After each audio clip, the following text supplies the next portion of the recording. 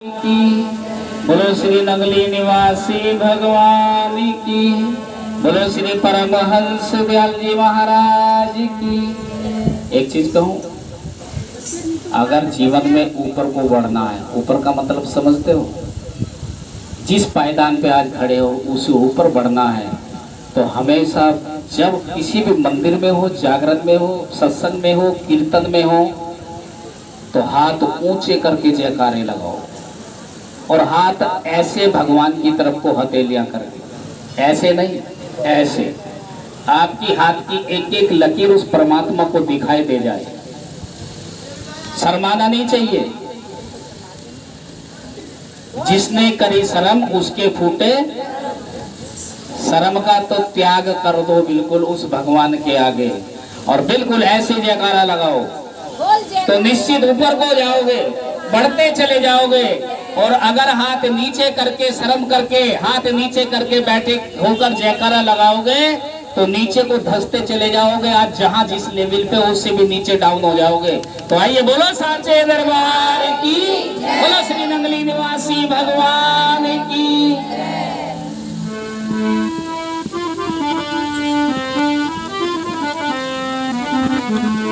अरे नारा में नाम लीनो तूने भरी जवानी में,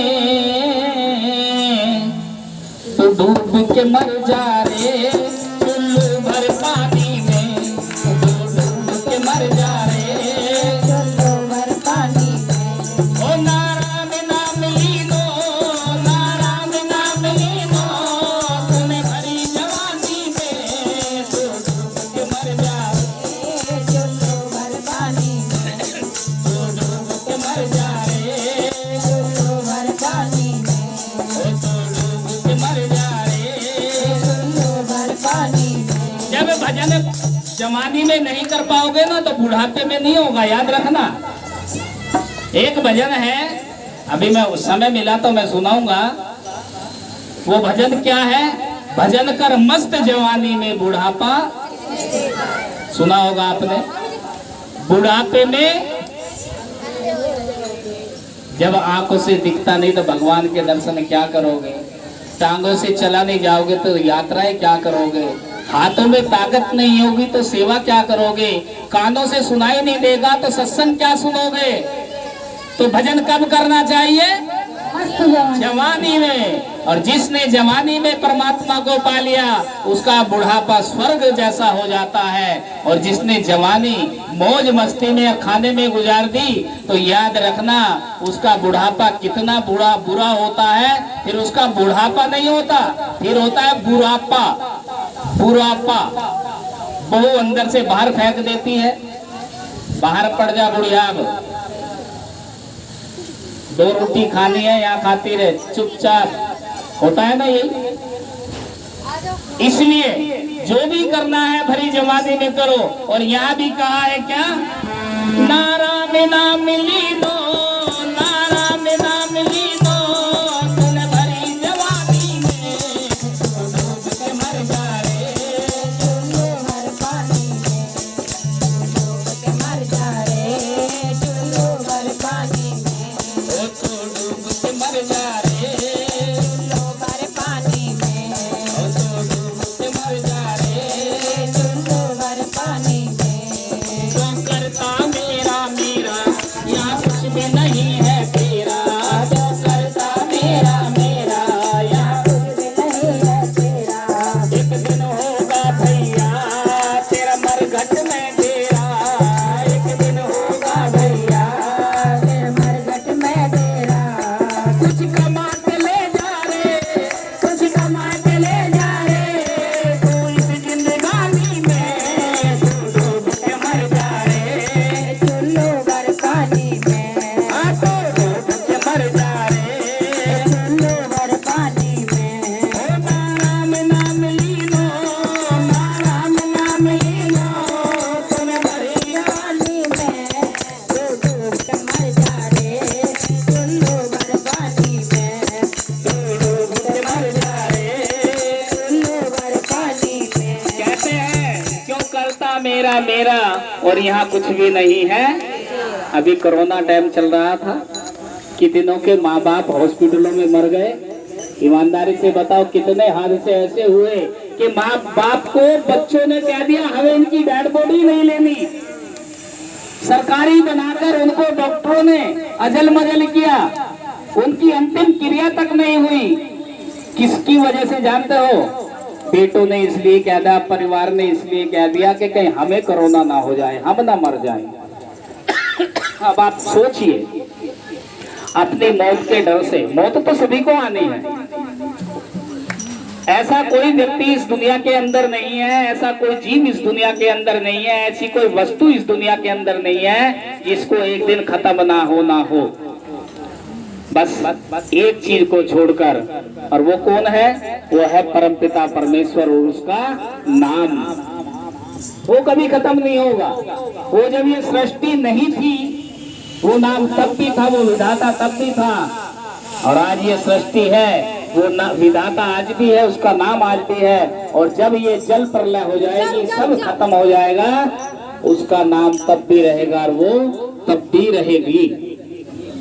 इसलिए कहा है कि इस दुनिया में कोई किसी का नहीं है, ये मतलब का संसार है, सिर्फ मतलब का। वरना जो घर का कमाने वाला व्यक्ति है 2 महीने खाली बैठकर देख लो। और कोरोना टाइम में देखा भी होगा, जब 3 महीने के लिए घर में आदमी बैठ गए ना, तो शुरू का महीना तो गुजरा ठीक ठाक, रोज पकोड़े भी बने, न जाने क्या क्या चीज बना बना कर खाई। लेकिन जब दूसरा महीना शुरू हुआ तो आपस में तकरार भी शुरू हो गई। 24 घंटे अब घर में ही पड़ा है, काम पे नहीं जाता। हुआ या नहीं हुआ? घर में पड़ा खाली इंसान फिर दुश्मन लगने लगता है। आप भी देख लो, मैं आप जितनी बहनें बैठी हैं, मैं आपके लिए कह रहा हूँ, आप घर में रोटी बनाती हो, 8 दिन बनाने छोड़ दो, 8 दिन चौका बर्तन करना छोड़ दो, खाली बैठ जाओ बेड के ऊपर। अगले दिन से सुनना पति क्या कहता है, सास क्या कहती है। आप जब तक कर रहे हो आप तब सबको अच्छे लग रहे हो, और जिस दिन करना बंद कर दोगे उस दिन फिर आप किसी को अच्छे नहीं लगोगे। इतना याद रखना, ये मतलब का संसार है। यहाँ ना कोई किसी की माँ है, ना कोई किसी का बाप है, ना कोई किसी का बेटा है, यहाँ सब मतलब का है। बाप जब तक कमा रहा है सबको अच्छा लगेगा, जिस दिन बाप कमाना बंद कर देगा कुछ दिनों बाद बेटे गालियां देने लगेगा, थाली बड़ा हमारे ऊपर। बाप कहेगा 10 रुपए मुझे एक मंडल लाने के लिए दे दे, बेटा कहेगा फालतू का खर्चा करने को मेरे पास नहीं है, थाली पड़े।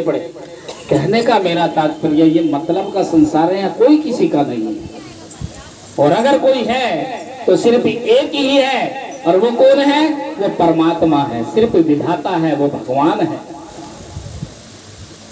आप देखिए उस भगवान की, अब मैं आपको बतलाता हूँ, उसने आपको कितना अनमोल शरीर दिया, आपसे इसके बदले कुछ मांगा उसने? बताओ, कुछ मांगा? अगर आपकी एक आंख फोड़ देता, कल्पना करो आपकी एक आंख फोड़ देता, आपको काना बनाकर पैदा करता तो कैसा रहता? आप लाखों रुपए खर्च करके दूसरी आंख लगवाते तो लगती नहीं। बोलो गलत कह रहा हूँ? इतने सुंदर दांत दिए, जब टूट जाते हैं आजकल डॉक्टर से जाके पूछो 50-50 हजार रुपए में, 1-1 लाख रुपए में दाढ़ और दांत चढ़ते हैं। उस भगवान ने तुम्हें 32 दांत लगाकर मुंह में भेजा, उसने कुछ मांगा? वो कभी कुछ नहीं मांगता, कभी भी कुछ नहीं मांगता। हम फिर भी उसका नाम नहीं लेते, और जो रात दिन हमसे मांगता है, कौन मांगता है? हमारी औलाद। हमारी औलाद रात दिन ही तो मांगती है, माँ बाप कमाए जाए और हमें दिए जाए, है या नहीं? बोलो ये गलत कह रहा हूँ या सब? झूठी हाँ मत करना मेरे साथ। अगर मैं गलत बोलूं तो हाथ खड़ा कर देना, मैं आपको तुरंत खड़ा कर दूंगा। अगर मैं गलत बोल रहा हूं तो आप तुरंत मुझे रोक सकते हैं। सभी के बच्चे सिर्फ मतलब से बात करते हैं, और एक हम भी हैं कि जितने भी जीव हम हैं, हम सब कमाते भी औलाद के लिए ही हैं। औलाद किसके लिए कमाते हैं? आप सोचिए, मैं आपको स्टार्टिंग से लेकर चलूं। जब माँ के गर्भ में एक बच्चा होता है, माँ के गर्भ में, तो जानते हो कैसे होता है? उसका सिर नीचे को और टांग ऊपर को। अब ये ध्यान से सुनने की बात है, सिर नीचे को टांग ऊपर को होती है या नहीं? आप सब माताएं बैठी है, मेरे से ज्यादा जानती होंगी। अगर बच्चे का सिर ऊपर पहुंच जाए और टांग नीचे आ जाए तो क्या कहते हैं? बच्चा उल्टा हो गया। और बच्चे का सिर नीचे को है तो उसे कहते हैं बच्चा सीधा है। और जानते हो वहां क्या भरा हुआ होता है? वहां लैट्रिन और बाथरूम यही चीज भरी हुई होती है। उस लैट्रिन और बाथरूम के बीच में हम सब 9 महीने रहकर आए हैं। क्या करके आए हैं? रहकर आए हैं। कितने दिन? 9 महीने सबने गुजारा है उस वक्त को। और जानते हो जब 9 महीने आप सभी माँ के गर्भ में थे तो बस भगवान से एक ही प्रार्थना किया करते थे कि भगवान इस नरक से मुझे बाहर निकाल, मैं तेरा रात दिन भजन करूंगा, तेरा रात दिन भजन करूंगा और इस जन्म मरण के चक्कर से मुक्त हो जाऊंगा, मुझे फिर दोबारा ना आना पड़े इस गंदगी में। ये प्रार्थना हमने सबने की है। लेकिन कहाँ है? जैसे ही हमारा जन्म हुआ, हम माँ के गर्भ से बाहर आए और फिर हमें इस संसार की हवा लगी तो हम सब कुछ भूल गए, सब किए हुए बातें भूल गए। और फिर एक ही चीज याद रही, जिसने हमें गोद में ज्यादा खिलाया उसी से मोह हो गया, जिसने हमें चलना बोलना सिखाया उससे मोह हो गया, जिसने खिलाना शुरू कर दिया उससे प्यार हो गया, जिसने हमसे हंसकर बात कर ली हमें उससे प्यार हो गया। और इस प्यार में फंसते फंसते फिर बच्चे से बड़े हुए, फिर और बड़े हुए, परिवार से मोह हो गया, आगे विवाह हुआ तो पत्नी से मोह हो गया, विवाह होने के बाद बच्चे पैदा हुए तो बच्चों से मोह हो गया, और बच्चों के बाद जब बच्चों के बच्चे हुए तो पोते और नातों से मोह हो गया। लेकिन जिससे वादा करके आए थे उसका कहीं जिक्र भी नहीं किया। बोलो गलत कह रहा हूं क्या? भूल गए उसको। हम भूल गए कि हमने क्या वादा किया था। कहा भी आए हैं एक धाम से उतरे एक ही घाट, हवा लगी संसार की तो हो गए 12। हम 12 बाट हो गए, उस भगवान को भूल गए। आता है वो भगवान कब याद आता है? जब कोई मर जाता है। और जब कोई मर जाता है और उसके पीछे जब चलते हैं तो क्या बोलते हैं? राम नाम, राम नाम, यही बोलते हो ना? जब कोई मर जाता है उसके पीछे जब चलते हैं तो क्या बोलते हैं? राम नाम। अच्छा ईमानदारी से बताओ, घर में बैठकर भी बोल दोगे? नहीं,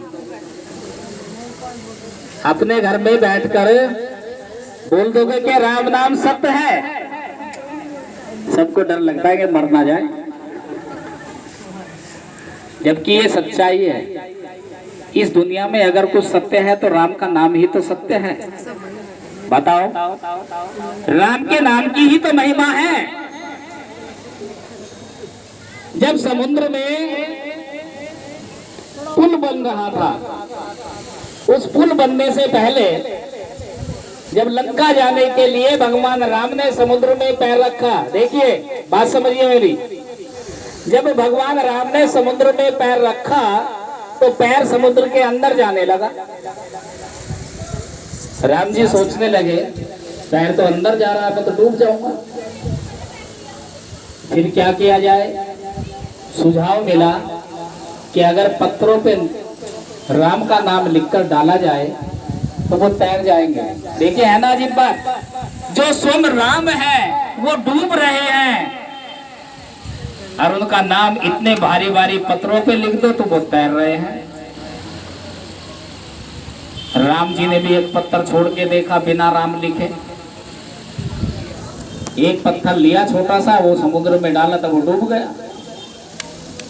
हनुमान जी खड़े खड़े मुस्कुरा रहे थे। राम जी हनुमान जी से कहते हैं, हनुमान जी बानर सेना इतने पत्थर डाल रही है मेरा नाम लिख लिख कर, तो वे तैर रहे हैं, मैंने एक पत्थर छोड़ा तो ये डूब गया, ये क्या है?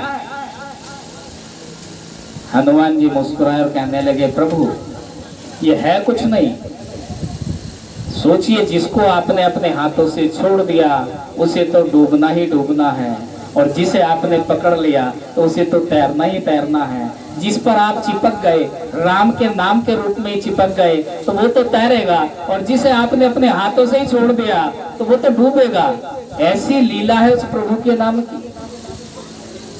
फिर भी हम राम नाम सत्य है कहते हुए डरते हैं, अपने घर में राम का नाम लेते हुए डरते हैं, इसलिए कि कहीं मर ना जाए। लेकिन सच तो ये है कि जिस दिन हम राम का नाम लेना शुरू कर देंगे, हम मरेंगे नहीं, हम असली जीवन उसी दिन से प्रारंभ करेंगे। असली जीना हमारा उसी दिन शुरू होगा जिस दिन हम राम के नाम में लग जाएंगे। हनुमान जी राम नाम लेकर जंप लगाई और पूरा समुद्र पार कर गए।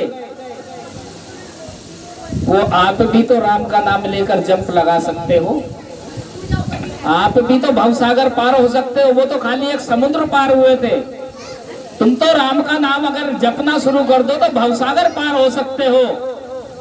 लेकिन क्या करें, हम जपते ही नहीं हैं। और यहाँ भी यही कहा है, ना राम नाम लीनो तूने भरी जवानी में, अरे तू डूब के मर जा रे। क्या फायदा ऐसे जीवन का जो भगवान का नाम भी नहीं ले सकते, सिर्फ अंडे मुर्गे कटड़े बकरे खाने के लिए पैदा हुए हो। कभी सोचा जब उसका हिसाब होगा तो आपकी शरीर की एक एक मांस के टुकड़े को नोच नोच कर चीलों को खिलाया जाएगा? कभी सुना आपने ये? कभी गरुड़ पुराण सुनकर देखना, कभी गीता में पढ़कर देखना। ये जो हम जितने कर्म करते हैं, एक एक कर्म का भोग जब हमें भोगना पड़ेगा तब पता चलेगा कि हम कौन से कर्म करके आए हैं और हमें करने कौन से कर्म थे। आज हम सब कुछ भूले पड़े हैं, मोह माया में फंसे पड़े हैं। जरा सी सुंदरता क्या मिल गई, हम अपने सुंदरता के घमंड में इतने डूब गए कि हम किसी को कुछ नहीं समझते। लेकिन सोचिए, जिस दिन ये सुंदरता ढलकर बुढ़ापे में पहुंचेगी तब क्या हश्र होगा। आज ये जितनी माताएं बहनें बैठी हैं वो कम से कम 60 साल से ऊपर की हैं, जितनी बुढ़िया अम्मा बैठी हुई हैं 60 साल से ऊपर की हैं, उनसे पूछो जब वो कभी जवान थी तो तुमसे भी ज्यादा खूबसूरत थी। मैंने देखा ये प्रेम अम्मा बैठी हुई हैं, मैं रात इन्हीं के घर था, इनके घर में इनके साथ इनके पति की फोटो लगी हुई है। तो मैं, मेरी पहचान में नहीं आया, मैं पूछने लगा अम्मा ये किसकी फोटो है? तो शर्मा के बोली मेरी है।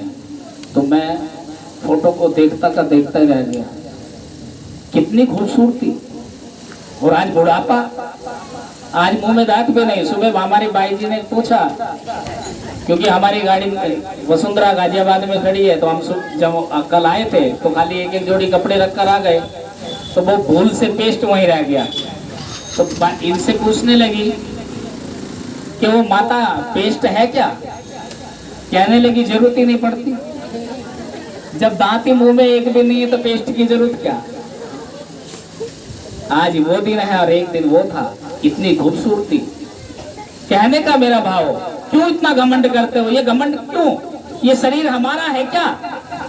कहां से लेकर आए हो बतलाओ? ये शरीर भी उस परमात्मा का दिया हुआ है जिसे आज अपना समझ बैठे हैं। एक नदी में सोने की छड़ी, एक सोने का इतना बड़ा लट्ठा बहा हुआ जा रहा था। लकड़ी का लट्ठा था, लेकिन उस पर मूठ जो लगी हुई थी वो सोने की थी। और वो नदी में तैरती हुई जा रही थी। किनारे पे कुछ लोग मछली पकड़ रहे थे। अब एक की नजर पड़ी, वो लट्ठा कभी इधर को हो जाता, कभी दूसरी तरफ को पलट जाता, तो वो सोने की चमक अलग ही आ रही थी। एक व्यक्ति उसमें कूद गया। जल का बहाव बहुत तेज था। एक व्यक्ति उसमें जब कूदा तो उस छड़ी के उसका हाथ लग गया। छड़ी के उसका हाथ लग गया। छड़ी पकड़ने में नहीं आई, लेकिन छड़ी के उसका हाथ लगते के साथ ही उसने शोर मचाना कर दिया। शोर मचाना शुरू कर दिया, अरे मेरी लकड़ी बह गई, अरे मेरी लकड़ी बह गई, अरे मेरी लकड़ी बह गई। जबकि वो लकड़ी उसकी नहीं है, पता नहीं कहां से बहती हुई आ रही है, लेकिन उसका हाथ लगते के साथ ही वो उसकी बन गई। ये शरीर भी हमारा नहीं है। अगर हमारा होता तो इसे हम युगों युगों तक भी कभी खोते नहीं। ये शरीर तो भगवान ने दिया है, उसकी जब मर्जी जब हमसे छीन लेगा, रैपट मार के छीन लेगा। जवान जवान गए हैं, आपने देखा होगा कोरोना में 16-16 साल के बच्चे गए हैं, 20-20, 24-24, 25-25 साल के भी बच्चे गए हैं। क्या उन्होंने सोचा था हम मर जाएंगे? अगर ये शरीर उनका होता तो क्या वो मरते? ये भगवान का दिया हुआ शरीर था और भगवान ने छीन भी लिया।